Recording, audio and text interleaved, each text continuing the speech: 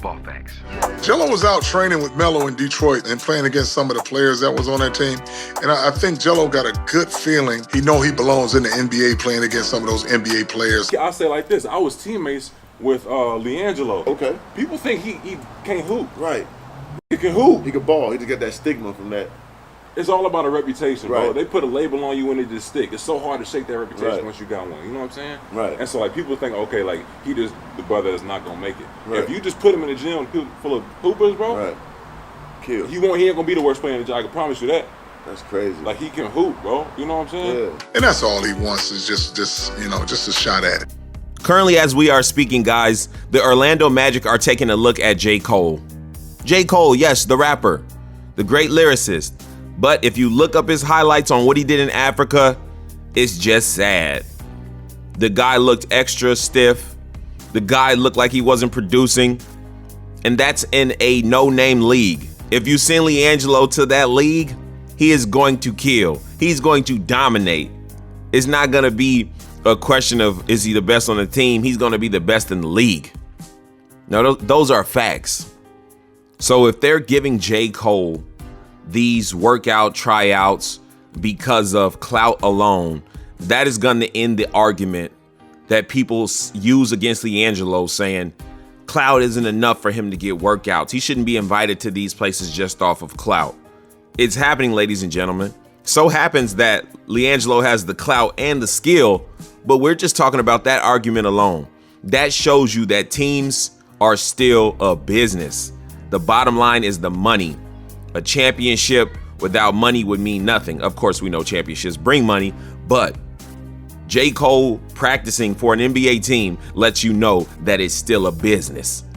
Now, the Hornets released their official roster today, and of course, Liangelo's not on it. If you were looking at the signings and the positions and the number of spaces open on the team, you would have known this a lot sooner. Of course, we like to hold out hope, but guys, let's just keep it real. The Hornets decided not to go with Liangelo Ball. Does it make sense? No. The person that is their star marquee player, LaMelo Ball, who goes the best with him on his team? It would have been his brother. And not just because they have the same last name, because of their game. Watch those summer league games and imagine LaMelo out there running point with his brother. Just imagine how many easy buckets it would have been. You just watch those games and get back to me. Now, let's talk about what his next options are. And I don't want to just only talk about what they are. I kind of want to talk about what would be best for him. And let's start here at Ben Stenner. This is a guy that works for Sports Illustrated.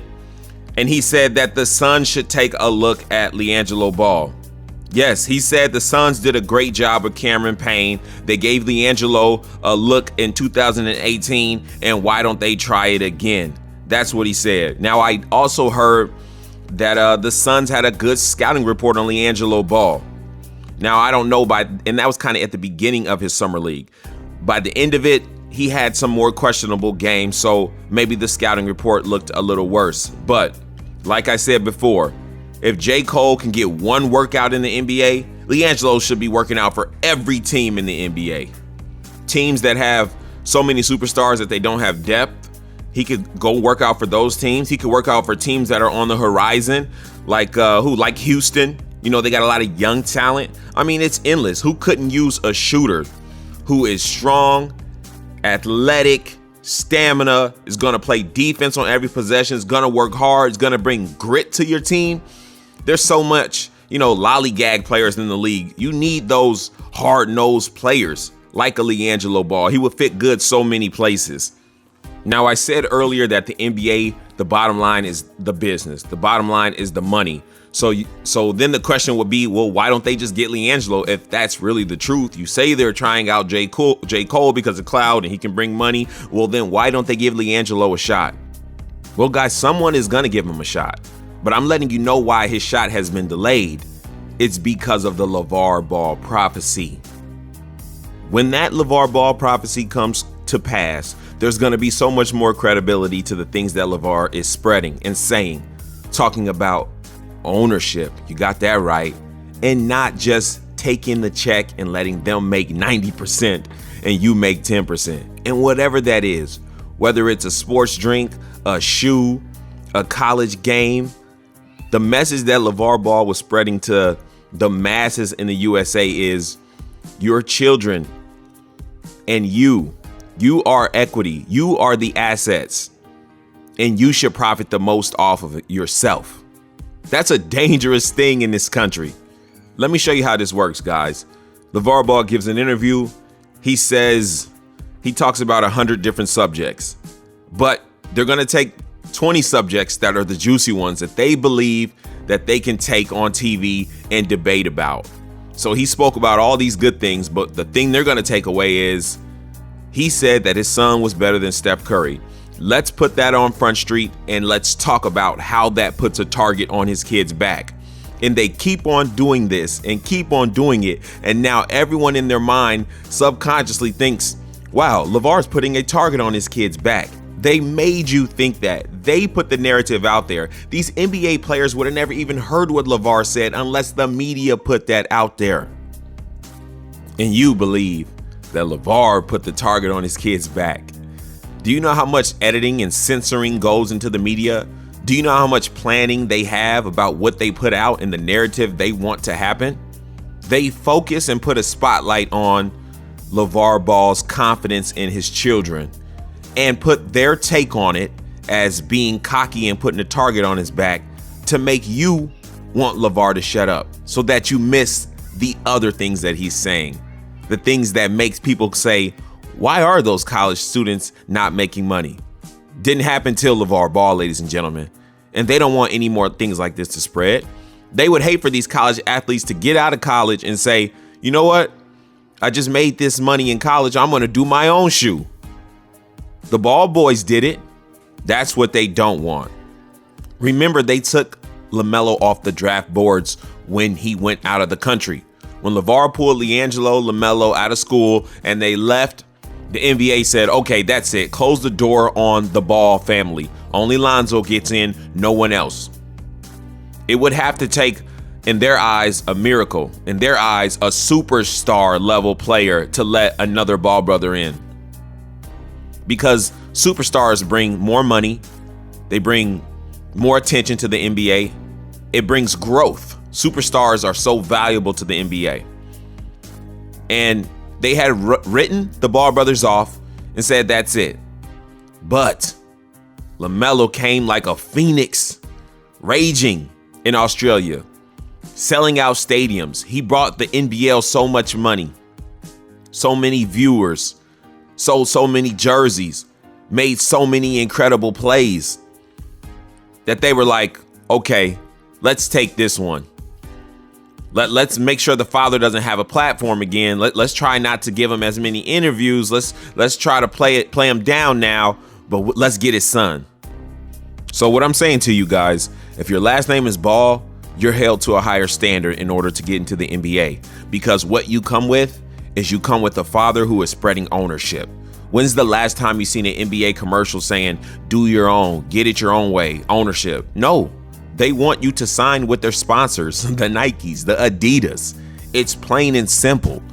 Now, if Liangelo would have came into the summer league and dominated like he did the first game, every single game, it would be the exact same thing as LaMelo. Okay, he's a superstar, let him in. But if he's not a superstar, let's take it slow on him. And you can do that all you want, but the more stardom that Lonzo and LaMelo get, like I said, superstars run the league because they're so valuable to them. They're going to push their weight around and Liangelo's going to get a shot. Now, until that happens, maybe before that happens, we're hoping that Liangelo can just go to the G League and show that he is a superstar. Because really, I don't think those 5 games gave him enough time to show. Why do I say that?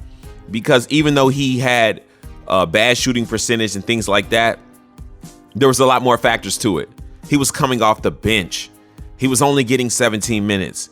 He had teammates not passing to him all the time. And Summer League for Charlotte literally only felt like a Liangelo Ball tryout. That's what it felt like. But imagine you're on the world stage watching your tryout and you don't even get to start. You're getting a late start off the bench every game. And the crowd is screaming, we want Jello. And that's how they do him. But if a team signs him straight to the roster or the G League, then he'll get to show. Then he'll get his fair shot. And I feel like they can't really deny the prophecy anymore. They can only delay it because Lonzo has improved. LaMelo's going crazy.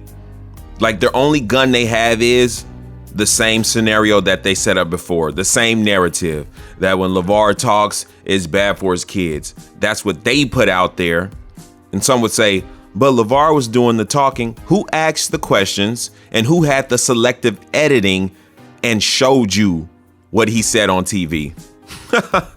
You guys do not get it. You get controlled, you get manipulated, and you do not get it. And things are different now.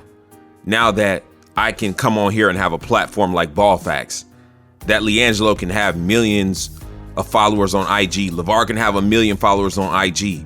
Big Baller Brand can have tons of followers on IG. It's different. They can't control it completely. And so the NBA, the powers that be, they're starting to understand that they're going to have to relinquish some control in order to stay ahead of everything. That's why the NCAA now, after LaVar, now they are saying, okay, we'll let you make money off your likeness. Because if they don't get with it, they're going to get left. He's showing a blueprint that you can go overseas, that you can do something else. You can start your own league. Because there's only two kind of people out there on this subject. The people that say, we want college students to get paid and make money. They're putting in the work. Why should schools make all the money? Then you got the other people that says, no, they don't need any money. We don't care if they graduate, go undrafted, and go back home broke, poor, and gotta work a regular job. They don't care. And that's the people that say, tell LaVar to be quiet.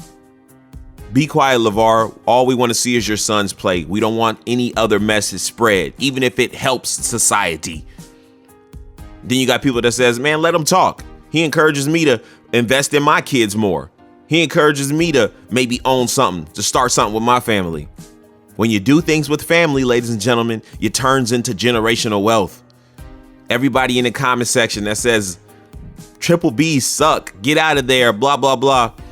You're like that. But you know who's not like that? The Rockefellers, the Walmarts. They don't listen to the casual people that says, take the big bag, forget ownership, forget family, forget generational wealth. No, the people at the top, they get it done. They pass it down to the next generation and they keep running it. And if you want anything like that to start happening in our society, you would applaud what this family was doing when they came into the NBA. Now, Liangelo has had to be held to a higher standard because in order for them to allow LaVar to have some more shine, you got to come in killing. You got to be a killer. And guess what? He is. They just don't know it yet. Or do they know it? And that's just too much power. But like I said, it's inevitable. It's going to happen one way or the other. It's already too much star power in the NBA on his family. And when it happens, I'll be right here. Anyway, guys, this is what is going on with Liangelo Ball. I wanted to talk to you guys, chop it up, bring it to you real quick. I appreciate you guys for kicking it, hanging out, listening. Let me know in the comment section how you feel about Liangelo not getting not getting put onto the Hornets team. What team you think he'll go to next? What should he do? Let me know what you think about everything that I said, whether you agree or disagree. There is no hate coming from me. I appreciate you guys stopping by and watching. Like, comment, and subscribe. You know the deal. Ball Facts again.